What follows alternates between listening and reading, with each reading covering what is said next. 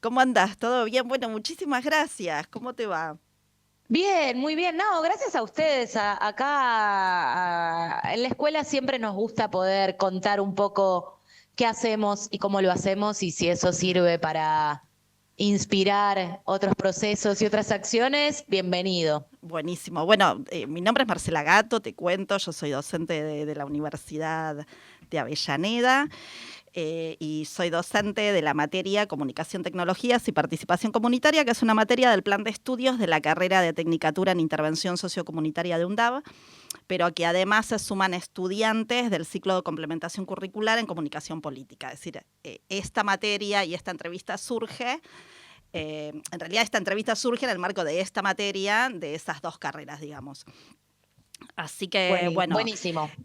dentro de la unidad que está dedicada a conocer y estudiar los medios comunitarios, este cuatrimestre leímos un hermoso artículo tuyo, escrito por Martina, que ahora te voy a presentar, que lo escribiste en el año Sí, 2022, que se llama Una guía para contar la realidad sin chamullo, que fue publicado en tinta roja, ¿sí? Eh, exactamente. Buenísimo. Bueno, y así te contamos que nada, esta entrevista después la vamos a transformar en un material didáctico y va a quedar como un recurso educativo abierto para que otros docentes puedan utilizarlo también en su materia, porque nos parece como repotente si estás de acuerdo. Me encanta y hacémelo llegar que también lo usaremos acá o por lo menos disfrutaré o diré, qué horror que dije. ¿Cómo puede ser? No, si escribiste un artículo tan ¿Cómo lindo, puede esto ser? va a salir buenísimo. Bueno, te voy a presentar. Martina Sí. Matusevich es comunicadora social, graduada del Instituto Superior en Tiempo Libre y Recreación, además es fotógrafa, es docente de comunicación, integrante de la Comisión de Comunicación y coordinadora del taller de revista La Realidad sin Chamullo de la Escuela Isaura Arancibia. Perfecto, todo eso. Excelente, todo eso. Marti, contame, vos trabajás en equipo pedagógico con otra compañera, ¿puede ser? Sí, yo As- trabajo en pareja pedagógica sí, para lo que es el taller de comunicación donde se hace la revista, somos pareja pedagógica con Victoria Jornet. Y buenísimo. después en la comisión de comunicación del Isauro trabajo con otros docentes. Excelente. Bueno, comentamos que el Instituto Isauro Arancibia es un centro educativo que nació en el año 1998 y que recibe cada día estudiantes, niñas, adolescentes y adultos en situación de calle y vulnerabilidad social, ¿sí? Y Perfecto. la primera pregunta que queríamos hacerte es, ¿desde qué zona llegan los estudiantes al Isauro? Es decir, ¿son solo estudiantes de Capital Federal o también llegan estudiantes del conurbano? Bueno, Lisauro, tal como dijiste, trabaja con niñeces, adolescentes, adultos y adultas, que en su mayoría se encuentran en situación de calle, en situación de emergencia habitacional, en situación de vulnerabilidad habitacional. ¿Eso qué significa? Que vienen de estar viviendo en calle, en general, cuando están en calle suelen estar en la ciudad de Buenos Aires, porque una persona se va quedando en calle porque los recursos económicos están en la ciudad. Entonces, de Ujú, repente, si vos venís a buscar una changa, a pedir o a lo que vengas para buscar dinero, empezás como a no volver. claro. Y en general son pibes y pibas que viven en el conurbano de Buenos Aires, en el Gran Buenos Aires. También hay pibes y pibas y adultos y adultas que vienen de diferentes provincias y hasta de diferentes Mm, países. Así que tenemos entonces las ranchadas que sí son un poco más de ciudad, de Constitución, de Retiro, de Once en general. Bueno, ustedes verán también que cada vez hay más personas en situación de calle, totalmente. así que te iba a decir en general donde hay terminales, pero ya no. Mm, Y después tenemos estudiantes que vienen, pero de Francisco Solano, de Cañuelas, de Escobar. Hay gente que hace recorridos muy largos para llegar a la escuela. Y después, personas que vienen de otras provincias y hasta de otros países.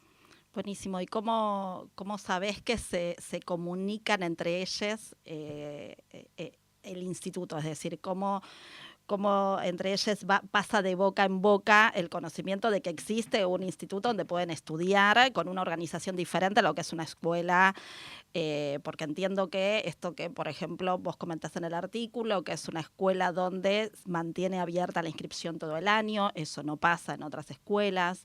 Es decir, estas posibilidades, cómo se conoce el instituto entre ellas. Bueno, en relación a esto que decís de la inscripción abierta todo el año, hacemos eso y hacemos más cosas porque un poco de lo que hablamos es de tener una pedagogía desobediente, pero que garantice la inclusión. Entonces, todo lo que hacemos en las aulas tiene que ver con poner a nuestro sujeto pedagógico en el centro. Y si esa persona se enteró de que la escuela existe en noviembre, va a venir, se va a inscribir y va a entrar al aula. O si de repente tiene mucha ansiedad porque hace mucho que no está dentro de un aula, sentado en un banco, bueno, va a tener la posibilidad de salir cada ratito a respirar a un pasillo.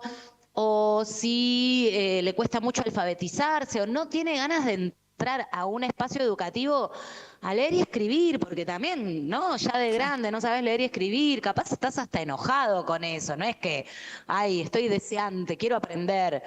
Tenés un sentimiento contradictorio. Bueno, vas a entrar y va a haber talleres de oficio. O sea, siempre estamos pensando cómo convocar a aquellas personas que se acercan con ganas de recuperar un tiempo, de retomar algo que se les quedó varado, que no pudieron hacer en el momento en que se supone que hay que hacerlo.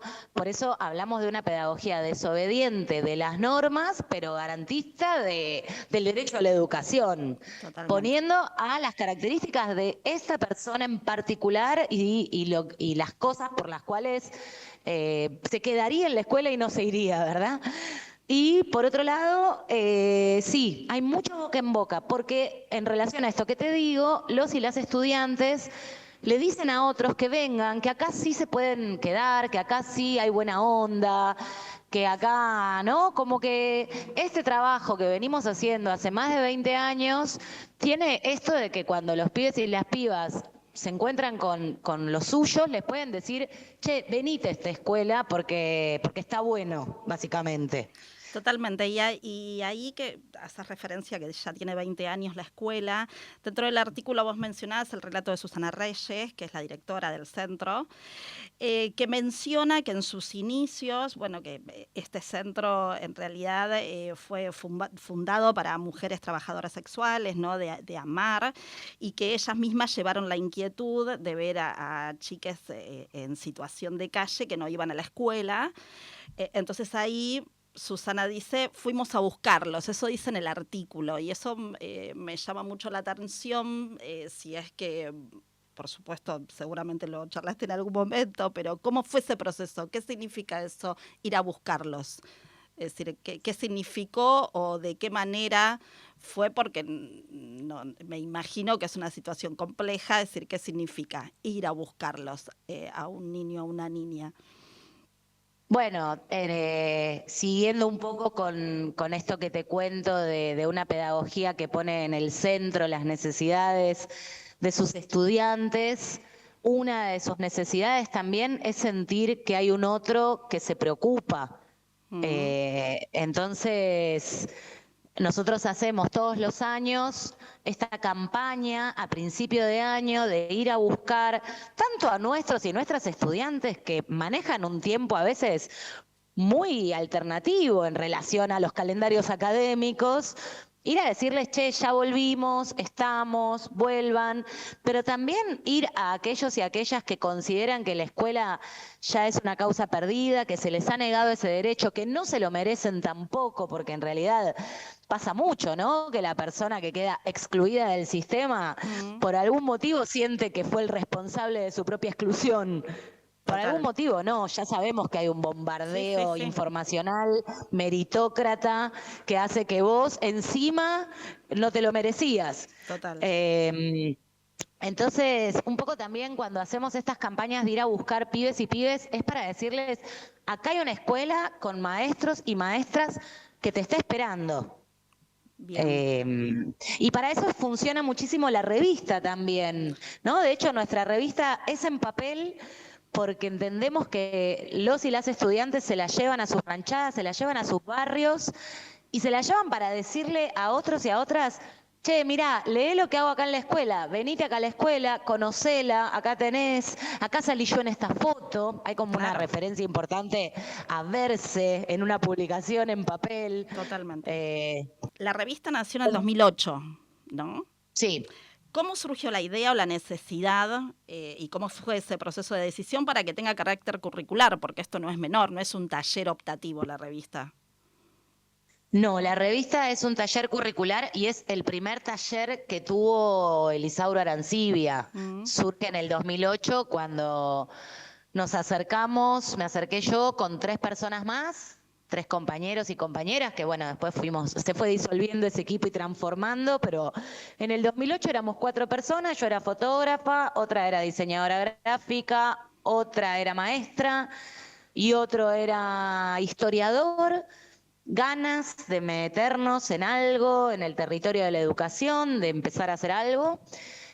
Conocemos que existe la experiencia isaurina, el Isauro no era lo que es ahora, era mucho más chiquito, era una claro, jornada simple, en un espacio prestado, en un espacio que nos alojaba. Eh, y allí fuimos y con nuestros saberes dijimos, bueno, ¿qué podríamos hacer todos juntos? Hagamos una revista. Hicimos esta prueba dentro de este Isauro pequeño y nos fuimos quedando. Después una fue maestra, después coordinó un grupo, de otro se fue. Bueno, después se fue transformando, pero así surgió el taller, con ganas, básicamente, gente con ganas, totalmente. teniendo ganas de insertarnos en el territorio de lo social con nuestras herramientas. ¿Y cómo se organiza al interior ese taller? Por ejemplo, contame con relación a las edades de los participantes, de los estudiantes, es decir, ¿cómo se organiza? ¿Está organizado por edades o cursan todos juntos o solamente es para adultos o para adolescentes? Mm. ¿Cómo es esa organización de la revista en el marco de una materia? Pues es un taller que tiene, como es curricular, podríamos hacer una analogía con una materia. Sí, vendría a ser un taller de comunicación que Bien, es curricular. bien, No contesté por qué era curricular y creo que no lo sé, creo que devino de la historicidad del espacio y de que la escuela entera se dio cuenta de que tener un medio de comunicación propio era algo importante para la escuela. total. Entonces un poco por eso fue quedando como espacio curricular. Em, bueno, esto es a ver, el Isauro tiene sala inicial, jardín de infantes, sala de nivelación, que son los pibes grandes para primaria de chicos, pero Claro, chicos para primaria de adultos. Es ese grupo que está en nivelación. Y después esto es primaria de adultos y de adultas. Y después tenemos secundaria también. sí, El taller de revistas se inserta en la primaria de adultos y de bien, adultas. Cuando hablamos de grados de una primaria de adultos y adultas, tenés un pibe de 13 años y tenés una señora de 70. bien, Así ok. que ahí entra la Conviven, pluralidad. total. Conviven en el Y espacio, conviven en las ideas, conviven en las propuestas, en el intercambio. bueno, la movida, lo importante es tratar de que las temáticas que se elijan trabajar interpelen a todos y a todas por igual, o que por lo menos, sí, no lo vamos a lograr nunca, porque claramente lo que le puede importar a un pibe y una piba de 13 no es lo mismo que le puede importar a una mujer de 40, pero sabemos que hay temas, a ver, los temas ¿cómo se eligen? Se eligen democráticamente, se eligen por votación. A principio de año hacemos diferentes dinámicas de buzón en las cuales vamos ahondando en de qué les gustaría hablar. Claramente hay temas que se repiten todos los años, que tienen que ver con estar en la calle, con los vínculos de familia, de Mm, pareja, con el trabajo, la falta de trabajo, con los consumos problemáticos. Y también con, no sé, un montón bueno, no sé, de la cultura, el deporte, claro, como toda revista, sí, supongo que va, ¿no? Repitiéndose en un momento en de qué va a hablar. Pero bueno, siempre vamos buscando la vuelta para que esta vez no hablemos de lo mismo, ¿no? Bueno, si vamos a hablar de vínculos, ¿de qué vamos a hablar? De educación sexual, de vínculos tóxicos, de decidir si ser padres o no, de separarse. Este año hablamos de cuándo es buen momento para separarse, ¿no? Ya nos vamos poniendo sutiles. Sí. Entonces, bueno, vamos ahondando. Después se vota, ahí, bueno, se garantiza, ya medio que hay un acuerdo tácito de que el tema que quedó lo eligió la mayoría y nos comprometemos a Claro. trabajar ahí. Bien, y eso se respeta, se mantiene. Sí, te pueden de prestar atención o no, pero está el acuerdo de que lo que se decidió por mayoría es lo que va a suceder. Bien, y después hay una Pero bueno, organización de siempre... roles, por ¿Cómo? ejemplo. Después, una vez que se decidieron los temas, hay como una organización de roles, quien toma ciertas funciones dentro de la revista para llevar adelante la tarea y que se finalice en el producto final. Mira, lo que hacemos es, una vez que se decidió el tema, por ejemplo, vamos a hablar de amor de pareja. Ok. Bueno, vamos a desarmar amor de pareja en todas las posibilidades que nos da amor de pareja. Separarse, cuernearse, violencia de género, convivencia, bueno, todo lo que se te ocurra que puede tener que ver con amor de pareja, que es el tema eje.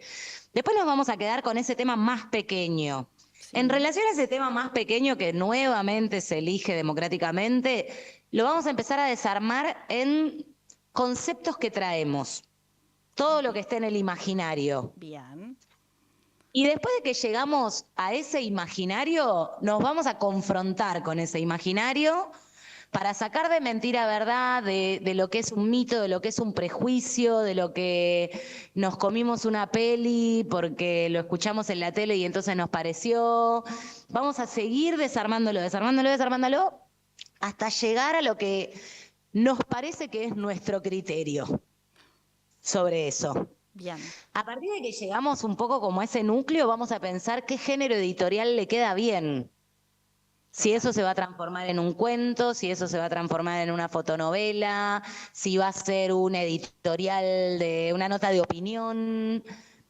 Así es más o menos el proceso. Bien, porque la revista tiene historieta, tiene, sí, esto, tiene cuento, tiene ficción, tiene editorial, es decir, tiene de todo. Estuve chusmeando todas las ediciones, o varias. Es que nos preocupa mucho que la revista sea una revista y no sea un compilado de lo que se trabajó todo junto, impreso para fin de año. O sea, Claro. hay género editorial, hay un criterio de quién nos lee, que no sabemos nunca del todo quién nos lee y quién no, más o menos tenemos una idea. ¿A quién le va a interesar esto y para qué? Todo el tiempo con los pibes, entre las maestras, nos estamos preguntando de qué vamos a hablar, para qué, a quién le puede interesar esto que estamos pensando, para qué le puede servir a un otro, una otra leerlo. Quiere decir que Y no entonces hay... también Sí, sabemos que tiene que ser atractivo el material. totalmente. Como en cualquier revista. Absolutamente, ¿viste? Porque hay Absolutamente. una cosa ahí con la comunicación popular de que como lo que te tengo que decir es re importante, Sí. no me importan los formatos. No. No.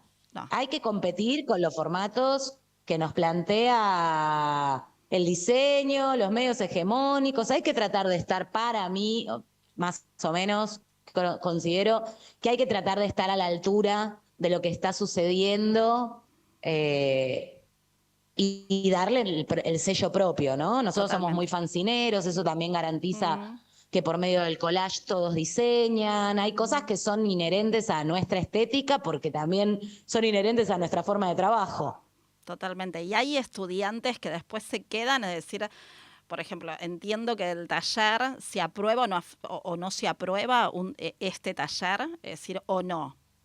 Es decir, como es... Mira, a ver, nos ha pasado, a ver, los talleres tenemos un formato de boletín que es un poco más cualitativo que cuantitativo. Sí. Lo que define si un pibe aprueba, no, y pasa de ciclo tiene más que ver con la lectoescritura, con la matemática. El taller sí podemos señalar, sí podemos hacer señalamientos de si prestaste más o menos atención, si tuviste la capacidad de escuchar, si viniste. Buenísimo, pero Esas aquel pibe cosas que quiera sí. quedarse, por ejemplo, se quiere quedar, le gustó, pegó que le gustó el diseño, le gustó escribir o encontró ahí como una pata, se siente cómodo, ¿puede quedarse en el taller? En principio no, porque si vas a pasar de ciclo, el ciclo al que pases tendrá Ok, sus propios tesoros. A ver, bien, nosotras dentro del Isauro, con todos estos ciclos educativos que mencioné antes, trabajamos en la primaria, hay primer ciclo, segundo ciclo y tercer ciclo. Primer ciclo está para alfabetizarse, personas que tienen que aprender a leer y escribir. Segundo ciclo, ya la herramienta está, pero hay que meterle mucha práctica. Tercer ciclo, ya la herramienta está. ok, Ahí se lee y se escribe. Nosotros bien. trabajamos con segundo y tercer ciclo. Entonces, tercer ciclo tiene actividades mucho más de pizarrón y carpeta y hay una posibilidad de ahondar con un cuestionario. Segundo ciclo tiene una cosa mucho más de charla, pizarrón colectivo, de vez en cuando una práctica de escritura, porque si yo me pusiera a que los y las estudiantes escribieran, eso es un tema en sí mismo, no es el vehículo hacia otra cosa. Claro. Entonces no podría dar el taller. Bueno, y entonces, Entonces mi énfasis es más en hablar. Y bueno, tercer ciclo sí, ya te digo, los que leen y escriben, los explotamos. bueno, pero entonces Y los otros hay un recambio de estudiantes cada año dentro del sí, taller. porque si vos pasaste y primer ciclo, que siempre quiere venir, siempre quiere venir, se quiere prevenir. O sea que cuando primer ciclo logra pasar de año, tiene revista. Segundo y tercer ciclo tienen revista. Y cuando tercer ciclo logra pasar de año, se va al secundario. Perfecto. Entonces, y en Eh, ese recambio, ¿cómo logran ustedes como equipo docente como generar como cohesión o que se mantenga como la identidad de la revista o la identidad de la revista en función de cómo van cambiando puede ir cambiando también, es decir, es flexible? Mira, la identidad de la revista se sostiene bastante porque los y las estudiantes comparten mucho sus historias de vida y se encuentran en esta escuela a ocupar el rol de estudiantes. Y nosotras decimos que en la revista garantizamos el derecho no solo a la comunicación, sino a la opinión. Mm, Entonces empieza una cuestión de poder hablar de temas que los inquietan y en general como hay historias de vida compartidas, empieza a haber una opinión colectiva que se mm. habilita en este taller de revista. Entonces, medio que la identidad se sucede porque se suceden las temáticas y se suceden las problemáticas Claro, eh, de personas que les pasan cosas parecidas, ¿no? parecidas. En un punto, la situación de calle, estudiar de grandes, la vulneración de derechos. Pero bueno, igualmente no significa que no sé, las corrientes, no sé, la educación sexual integral, el feminismo, las reuniones de varones antipatriarcales, las redes, claramente que el taller de revista y la revista se va viendo afectada por lo que va sucediendo y por las inquietudes que traen las pibas, los pibes. El año Totalmente. pasado tuvimos que hacer una sección sobre qué nos pasa cuando miramos el celular y vemos que la vida de los demás es bárbara. Bueno, esa es otra de las preguntas inquietantes que teníamos, porque en un momento vos comentás, bueno, que es impreso, la fortaleza de la revista impresa, pero también tenía que ver con la brecha digital, es decir, que hay un montón de personas que no tienen acceso ni a tecnología ni a un dispositivo. ¿Cómo es ese vínculo con las redes y con los medios tecnológicos? ¿Aparece como problemática? La verdad es que, mira, el año pasado que hicimos esta sección de las redes, nos dimos cuenta de que sí, había varios pibes y pibas que manejaban, no están tanto en Instagram, están en Facebook, Mm. Como que es interesante ver qué red Sí. agarra quién. Ujú. Y bueno, nuestros y nuestras estudiantes tienen más vínculo con Facebook, más vínculo con WhatsApp. Pero igual a mí me sigue pareciendo que no es una gran problemática que maneja nuestra población porque están excluidos Claro. del derecho que queremos proponer a la digitalidad, el Mm. acceso a dispositivos. O sea, los pibes tienen un celular, mañana no lo tienen, hay un celular para una familia entera, hay wifi de vez en cuando. Entonces no me parece que los interpele tanto, pero sí hay adolescentes, los más adolescentes Mm. sí están interpelados por las temáticas de redes. Y por ejemplo, estos 2 años estamos como asistiendo como a un discurso bastante en los medios y en las redes sociales, un discurso bastante hegemónico de odio, de violencia, de agresión verbal bastante inquietante. ¿Cómo te parece que eso impacta? Es decir, ¿aparece Sí, ese se, discurso o como problemática o como... se nos cuela un sí, montón. bien. Se nos cuela un Mm, montón y es mm, tristísimo, mm, y estamos todo el tiempo volviendo a explicar, volviendo a contar qué es el Isauro, quiénes vienen al Isauro, haciendo ejercicios de memoria, de que alguna vez eh, capaz ellos, ellas, capaz alguien que ellos y ellas trajeron, también se les tuvo que tener paciencia para que se adapten, que fueron y que vinieron, que se mandaron a alguna macana alguna vez, que vinieron de otra provincia, que tienen tal preferencia sexual, porque acá siempre, no sé, viste, como nada, sí, siento que se nos está colando un montón y que cada vez son más las veces que tenemos que frenar a decir, che, no mm. puede ser que vayamos a comulgar con estas ideas de odio en este espacio que si hay algo que hemos hecho desde hace más de 20 años es incluir o sea, pensábamos eso, ¿viste? Hablamos de inclusión, bueno, si Total. hablamos de inclusión, hablamos de escuela.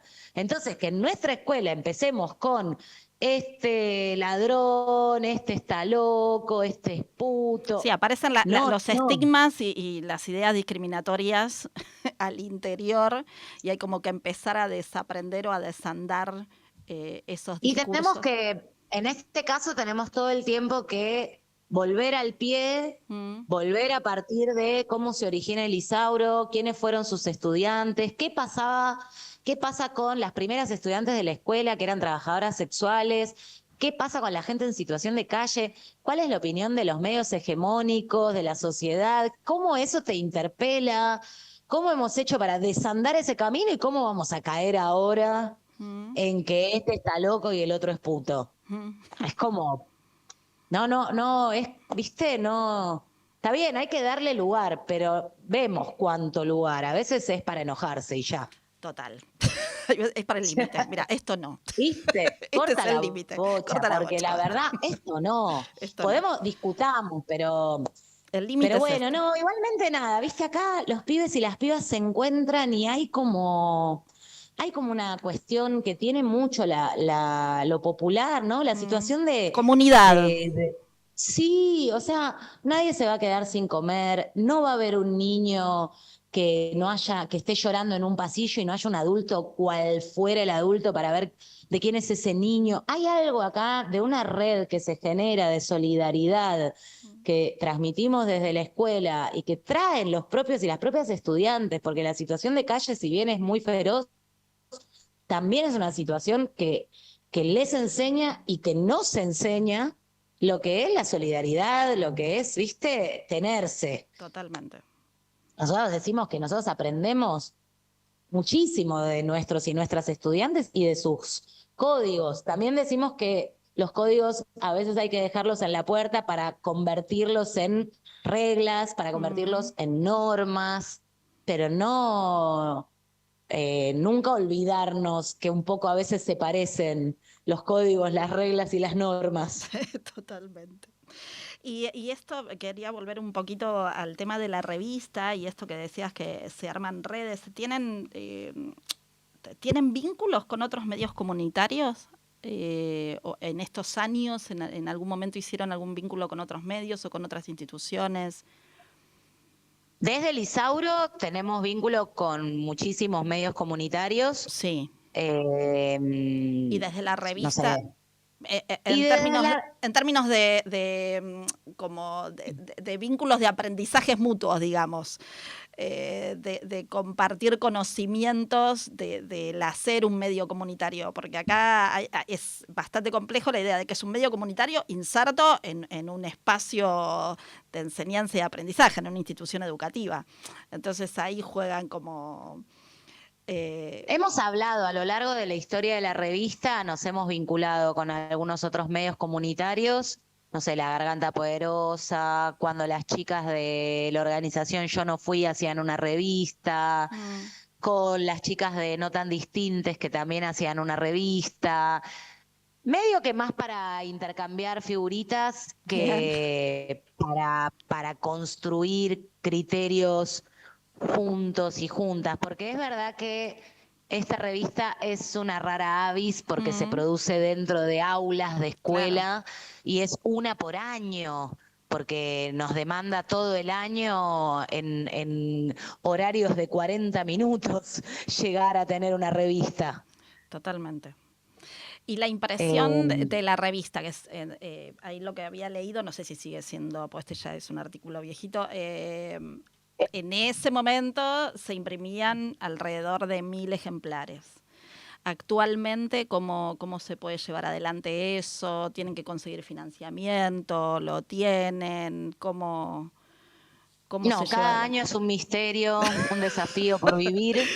El Isauro tiene una asociación civil, Sí, así como las escuelas tienen cooperadoras. claro. Esto es al ser un centro educativo no tenemos una cooperadora, pero conformamos una asociación civil desde la cual podemos presentarnos a diferentes financiamientos, subsidios. A veces salen, a veces no. También solemos pedir colaboración de nuestra comunidad educativa.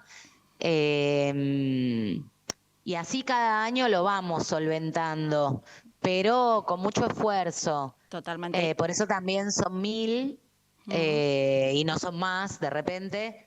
Y va cambiando también la imprenta según el precio. Ahora estamos con la imprenta Chilabert, que nos hace un buen precio, que son compañeros. ¿Y la distribución la hacen los mismos estudiantes?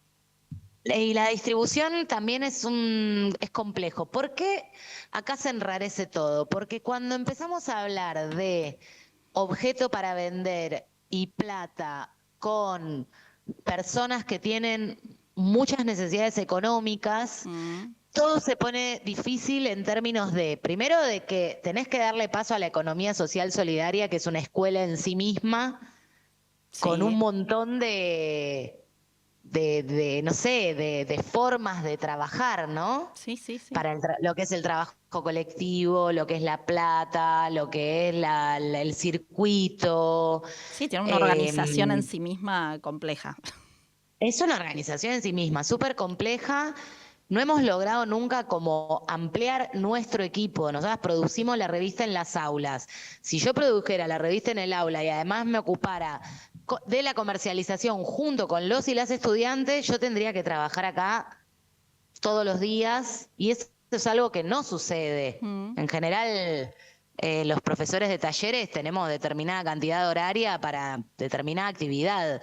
Lo hemos intentado hacer, ya te digo, sistemáticamente, ¿no? Pibes que una vez por semana, pero en general todas las ferias de economía social son los fines de semana, tienen una reunión para armarla, una reunión para ver cómo les fue. Es todo otro trabajo. Totalmente. Entonces, un poco que a veces aparecen, no sé, estudiantes que hacen una pasantía y se van a quedar todo el año y entonces les preguntamos si a ellos les gustaría ese rol.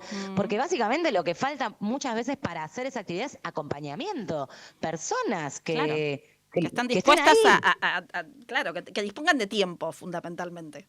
Sí, que dispongan de de tiempo, que ganas. puedan ayudar en el tema de lo económico. Ya Mm, vuelvo a esta cuestión de que se tiene que conformar algo medio cooperativo y cuando estamos hablando de plata y quién hizo qué y entonces cuántos gana. Bueno, es todo un capítulo. mm, Entonces sí, vendemos en eventos, cuando hacemos eventos isaurinos vendemos. bien, Cuando vamos a otros espacios a llevar, no sé, la experiencia isaurina la llevamos.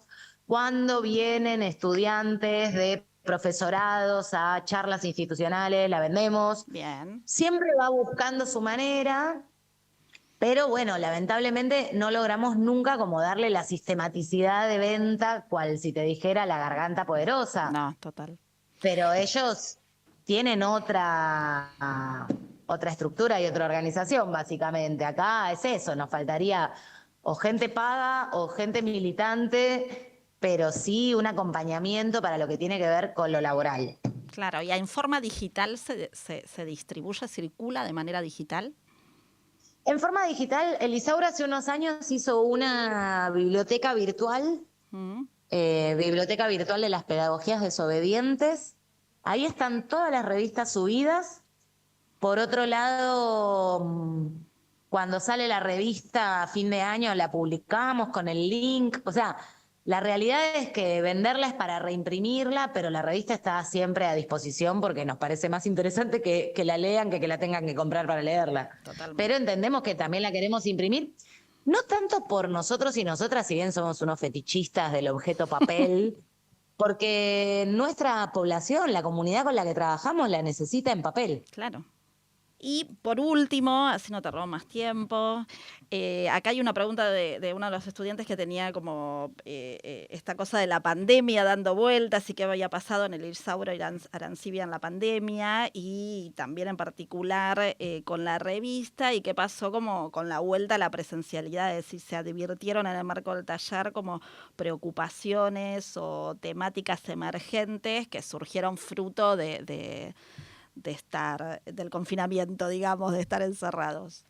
Es que la pandemia lo que planteó es que quédate en tu casa era muy subjetivo Mm, y que no todas las personas tienen casa donde claro. quedarse, Mm, primero, porque tuvimos muchos y muchas estudiantes en situación de calle, que no había una casa donde estar. totalmente. Aparte, y fue muy gracioso, la leyenda que Mm, hicimos ese año fue muy gracioso, fue terrible, pero yo me río un poco, pero la leyenda que hicimos ese año fue la de un pibe que se entera de la pandemia solo viendo las señales de la calle.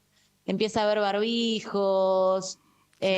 empieza a ver que no puede subir al bondi porque no sé qué, le tiran alcohol cuando entra al Claro, súper. aparecen signos que no Un reconoce, pibe dice, acá está pasando un pibe algo. sin medios de comunicación, Claro. sin un celular, sin una tele, que empieza a ver que el mundo se va poniendo extraño. Esa Mm, fue la leyenda de ese año, imagínate. O sea, impresionante. ¿cómo se vivió la pandemia? Mm, Es como, bueno, todos vivimos una pandemia, no. no, Fue, no todos vivimos bueno, la misma pandemia, bajo ningún no punto de todos vista. vivimos la misma pandemia. Claro. Después esta cuestión de que no podían cruzar de provincia a capital, en Mm, general los que no están parando en calle están en el conurbano. Entonces, cuando hacíamos el reparto de la comida, la mísera comida que mandaba el Ministerio de Educación, mm, no la podían venir a buscar. Entonces, los profes nos organizábamos en autos, recorríamos zonas, llevábamos los cuadernos que nos daba el Ministerio de Educación, pero hacíamos nuestros propios cuadernillos con nuestros talleres. Entonces ahí la revista tenía un taller en el que, no sé, en un momento hicimos como un gráfico de un barbijo, entonces vos tenías una consigna que había que escribir algo en el barbijo, como le fuimos también buscando la vuelta a estar con nuestros estudiantes como pudiéramos. sí. Y después había, no sé, tenés un grupo de WhatsApp, Mm, pero no sé, ya esto que te digo, o no hay un celular, o hay un celular, lo comparten entre cinco, sí, o hay un tiempito y o después hay no está. internet en el hotel de 8 Mm, a 9. Entonces medio que abríamos, la clase era los martes y los jueves y estoy de 10 de la mañana a 9 de la noche, me comprometo a estar más o menos dando vueltas, mm. porque hubo que inventar y hubo que inventar. Bueno, hubo muchísimo. una revista reinventada entonces, en ese momento, pero Una hubo. revista fantástica. Bueno, Martina Bueno, Matusevich, un placer, hermoso hablar con vos, hermoso conocer la experiencia, así que vamos a estar por ahí. Docente de la revista La Realidad Sin Chamullo, muchísimas gracias. Abrazo. a ustedes, a vos por esta hermosa entrevista y bueno, gracias por interesarse, por preguntar y ojalá que les sirva a quien lo escuche para su propia actividad. Sin dudas. Un abrazo, Bueno, Marti. te mando un besito. Dale, chao.